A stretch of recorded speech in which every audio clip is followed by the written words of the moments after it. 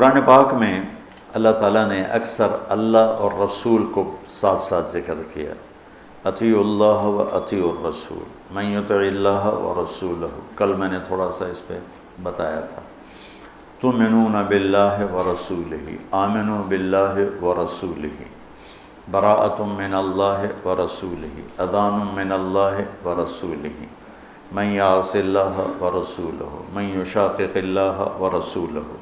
یہ قرآن میں بے شمار ہے کہ اللہ اپنے ساتھ اپنے حبیب کو لاتا، لیکن چند مقام ایسے ہیں جہاں اللہ اپنے ساتھ والدین کو لاتا ہے، ماں باپ کو لاتا ہے۔ اس کے علاوہ اللہ اور کسی چیز کو اپنے ساتھ ذکر نہیں، یا اپنے ساتھ اپنے حبیب کو ذکر کرتا ہے، یا پھر اس کے بعد اللہ تعالیٰ نے ماں باپ کو اپنے ساتھ ذکر کیا ہے۔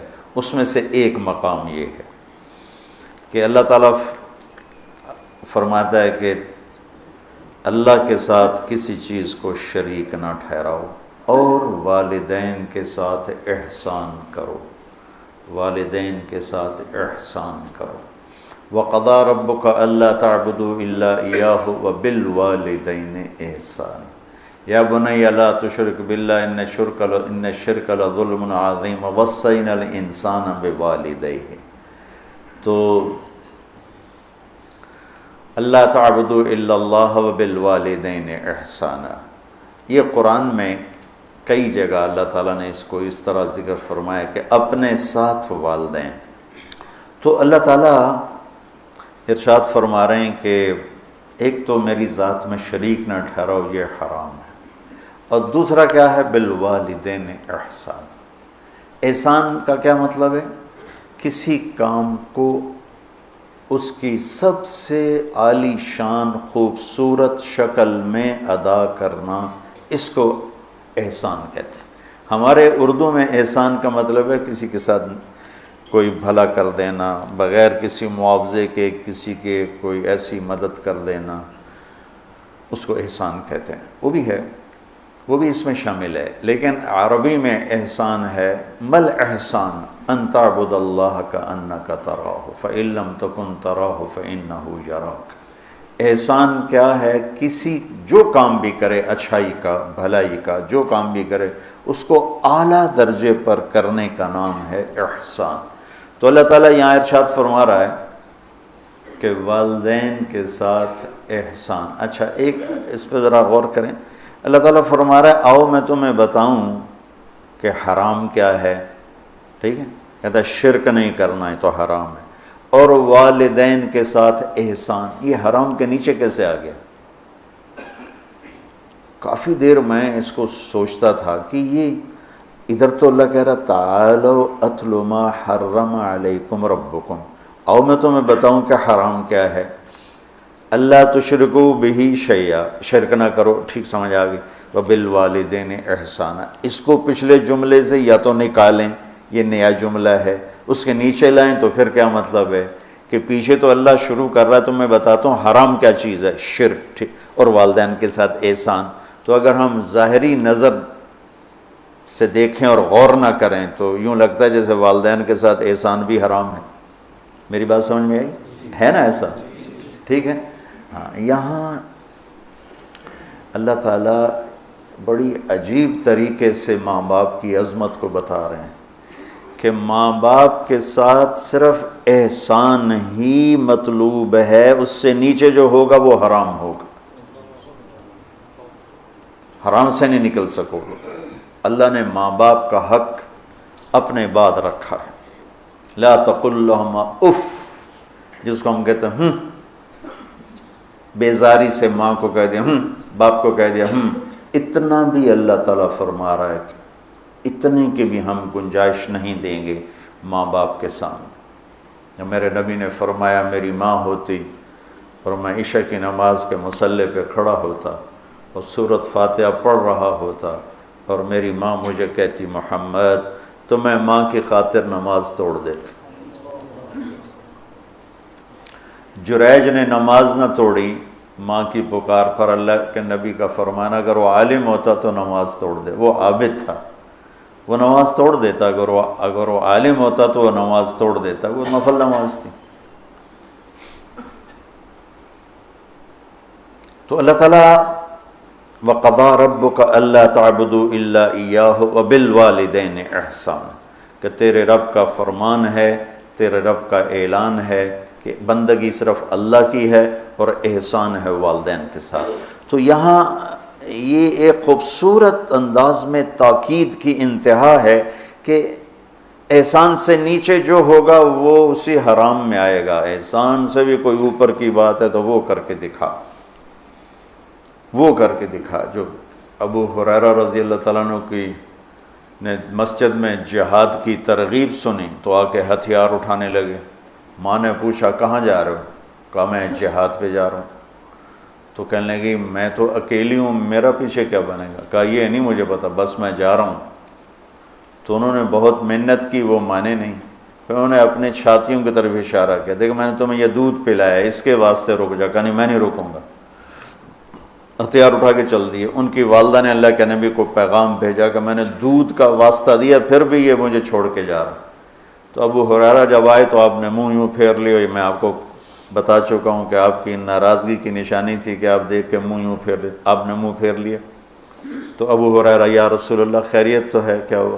کہ تیری ماں تجھے دودھ کا واسطہ دیتی ہے اور تو پھر ہتھیار اٹھا کے جہاد کو جاتا ہے، مجھے تیرے ایسے جہاد کی کوئی ضرورت نہیں، چل جا اپنی ماں کے پاؤں میں بیٹھ، وہی تیرا جہاد۔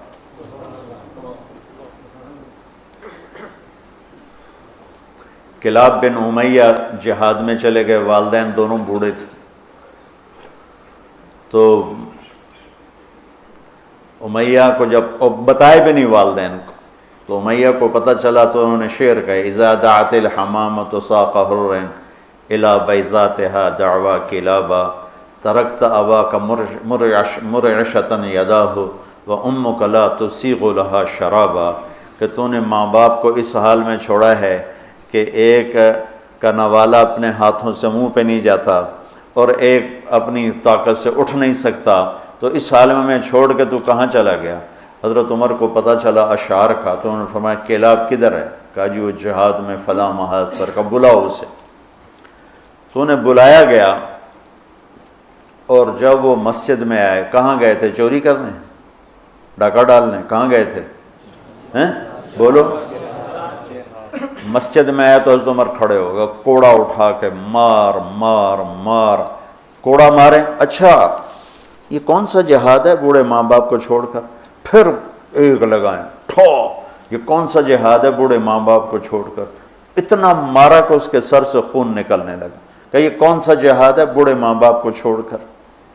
تو پھر فرمایا جب تک تیرے والدین زندہ ہے تجھے مدینہ سے نکلنے کی اجازت نہیں۔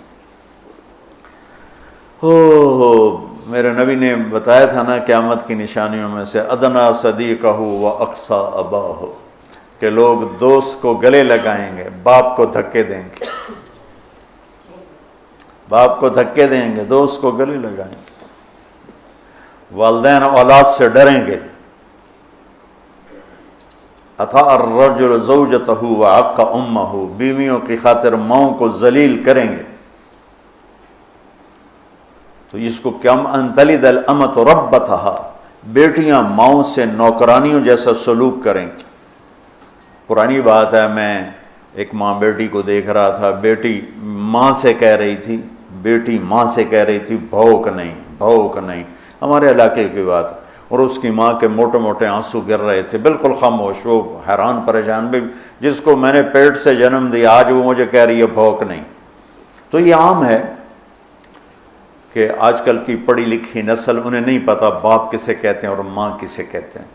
کو ماں باپ کا بھی ہے کہ وہ اولاد کو اس طرح لے کے نہیں چلتے جیسے چلنا چاہیے۔ پہلا قصور تو ماں باپ کا جو 3 سال کے بچے کو اسکول ڈالتے ہیں۔ محبت کی رسیوں کو کاٹنے والے والدین ہیں، محبت کی جڑوں کو اکھاڑنے والے والدین ہیں جو 3 سال کے بچے کو اسکول ڈال دیتے ہیں اور ماں کی گود سے محروم کر دیتے ہیں، اور وہ بچہ جتنے گھنٹے وہاں رہتا ہے اس کے اندر ایک لاوا پکتا رہا۔ چونکہ میں ہاسٹل لائف گزار چکا ہوں، مجھے اس کا خود ذاتی تجربہ ہے۔ حالانکہ میں تو 11 سال کی عمر میں لاہور گیا، میرے والد مجھے ڈاکٹر بنانا چاہتے تھے تو لاہور کے بڑے عالی شان اسکول سینٹرل ماڈل میں داخل کروایا۔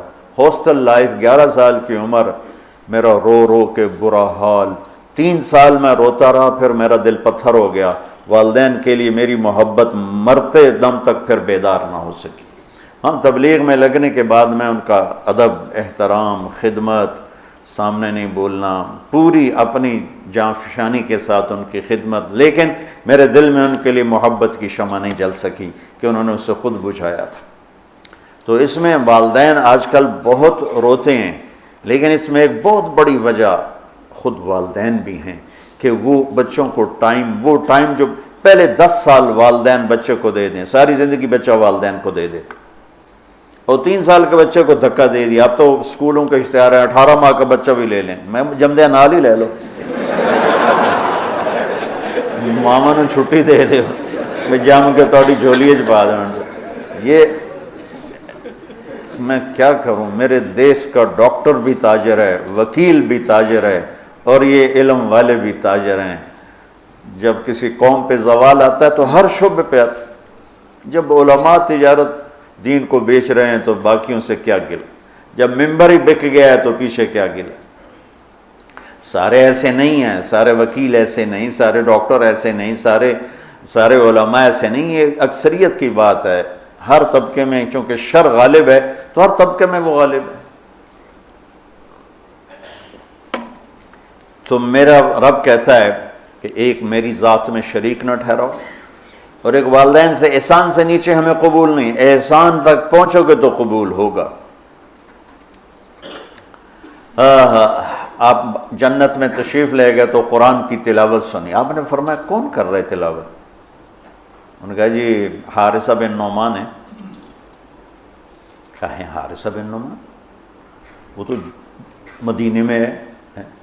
کہا وہ ماں کا خدمت گزار ایسا ہے کہ جب قرآن پڑھتا ہے ساری جنت کو سنایا جاتا۔ وہ ماں کے کیسے خدمت گزار تھے کہ ماں کے کپڑے خود دھوتے تھے، بیوی سے نہیں دھلواتے تھے۔ ماں کے لیے سالن روٹی خود بناتے تھے، بیوی سے نہیں بنواتے تھے۔ ماں کے سامنے بیٹھ کے ان کو روٹی ہاتھوں سے کھلاتے تھے، ان کو خود نہیں کھانے دیتے تھے۔ ماں کے سر میں تیل لگاتے تھے، کنگھی کرتے تھے، جوئیں نکالتے تھے، یہ سارا کام وہ کرتے تھے۔ 2 صحابہ کے بارے میں آتا ہے کہ والدین ماں کی وہ خدمت کی جو کوئی نہیں کر سکا، ایک حضرت عثمان اور ایک حضرت حارثہ بن نعمان، عثمان بن عفان اور حارثہ بن نعمان۔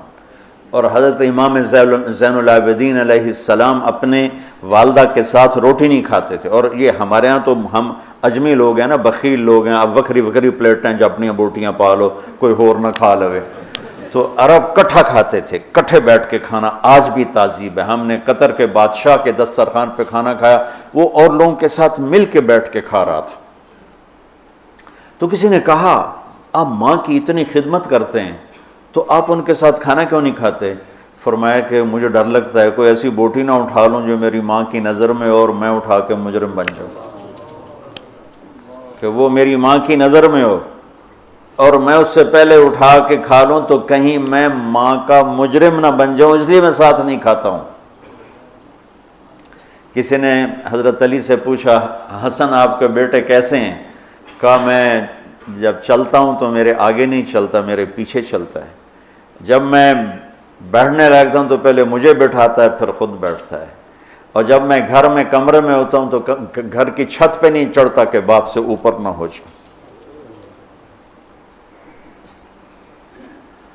تو آج والدین بہت ذلیل ہیں اولاد کے ہاتھوں، بہت دکھی ہیں اولاد کے ہاتھوں، اور ان کی جو فریادیں وہ عرش کو ہلا دیتی۔